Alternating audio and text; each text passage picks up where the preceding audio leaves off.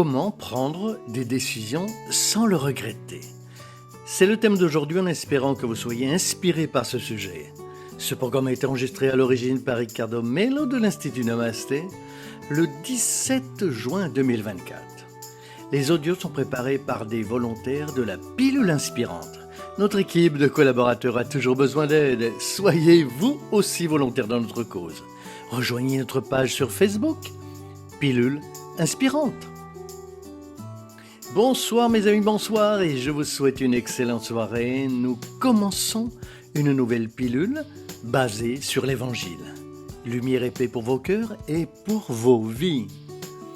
La question d'aujourd'hui porte sur les décisions. Comme il est difficile de nous décider, avez-vous cette difficulté? L'auditeur Vicente dit « Ricardo, j'ai beaucoup de mal à me décider ». Il parle des différentes indécisions qu'il a eues dans sa vie qui le freinent sur le plan financier, affectif et émotionnel. Une autre personne qui demande de ne pas être identifiée doit également prendre une décision concernant le mariage et certaines questions familiales. Pensez au nombre de personnes qui sont indécises, qui ne savent pas quoi faire et qui se privent ainsi de leur énergie. Que pouvons-nous faire pour résoudre ce problème? Décider est toujours un grand défi. Chaque fois que nous ne décidons pas de quelque chose par peur que cela ne se passe pas bien, nous avons déjà pris la décision. Je vous rappelle que l'omission est une action. Vous avez ce problème. Je ne sais pas ce que je vais faire. Je ne sais pas si je vais déménager ou pas. Cela fait 3 ans que vous êtes indécis.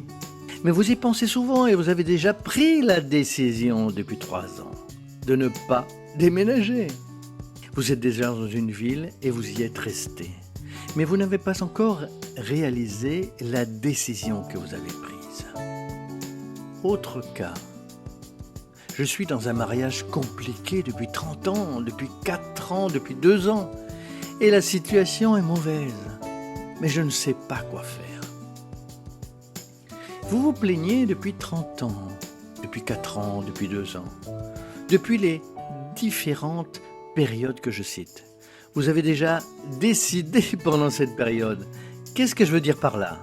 Quand on ne fait pas quelque chose et qu'on reste comme on a déjà pris une décision pour le moment. Pourquoi est-il important de comprendre cela? Parce que les gens qui se disent indécises ne le sont pas en réalité.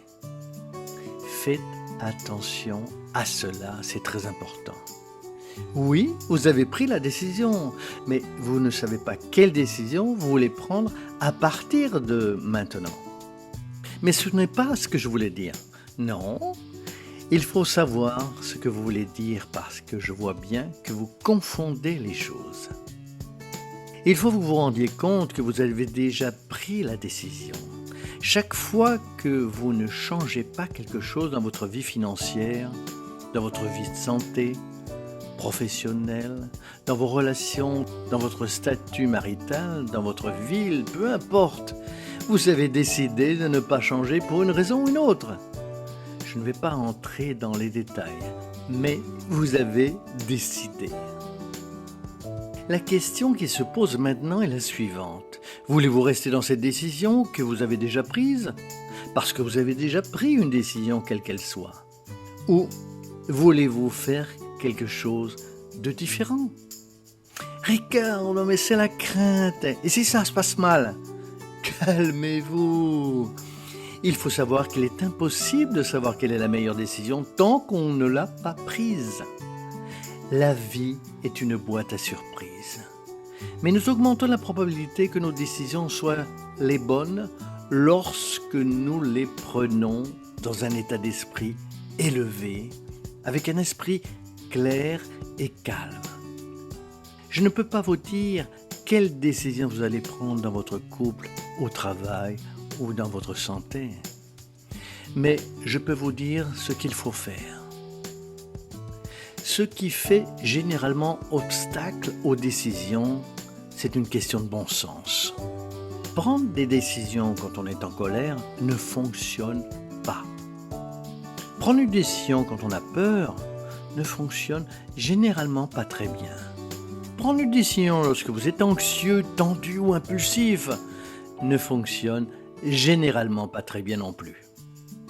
Et ce n'est pas par hasard que vous prenez des décisions et que vous revenez dessus. Essayez de renforcer votre lien avec votre moi divin. Je continue à insister sur ce point avec vous parce que c'est la seule chose qui fonctionne. Je n'ai pas entendu parler de quelque chose de mieux dans l'humanité que cela. Si vous trouvez quelque chose de mieux, dites-le moi car je veux apprendre. Alors, entrez en contact avec votre être le plus sacré. La méditation est un moyen d'y parvenir, tout comme la connaissance de soi. Il n'y a pas d'étape à sauter. Cela prend parfois du temps, mais c'est la seule chose qui fonctionne. Entrez en contact avec l'être le plus divin en premier diminue l'anxiété. Ça commence par là. Ensuite, votre vibration augmente et vous commencez à entendre les intuitions des bons esprits qui vous guident. Peut-être cela vous donnera-t-il une force supplémentaire pour décider sans trop de crainte. Vous sentirez qu'il est temps de prendre la décision si c'est le cas. Troisièmement, lorsque vous entrez en contact avec votre moi sacré, vous éliminez, sinon 100%, la majeure partie de votre impulsivité et les angoisses qui vous font prendre de mauvaises décisions et revenir en arrière. Concentrez-vous donc sur l'état d'esprit supérieur. Si vous êtes indécis sur tant de choses, ne décidez pas. Vous avez tenu bon jusqu'à présent, tenez bon encore quelque temps. Vous allez travailler sur le moi divin. Pendant 1 mois ou 2, dites « Je vais me concentrer sur mon moi sacré. Je vais prendre cela au sérieux. Je vais lire sur le sujet. Je vais méditer, je vais apprendre. Je vais plonger en moi-même et je veux me découvrir. » Commencez à observer ce qui se passe. Vous prendrez probablement des décisions beaucoup plus éclairées que si vous agissiez de manière impulsive. J'espère que cela vous a aidé parce que je sais que c'est un grand défi de décider. Que Dieu vous protège et prenez les bonnes décisions. Et vous le savez déjà, à bientôt mes amis, à très très bientôt.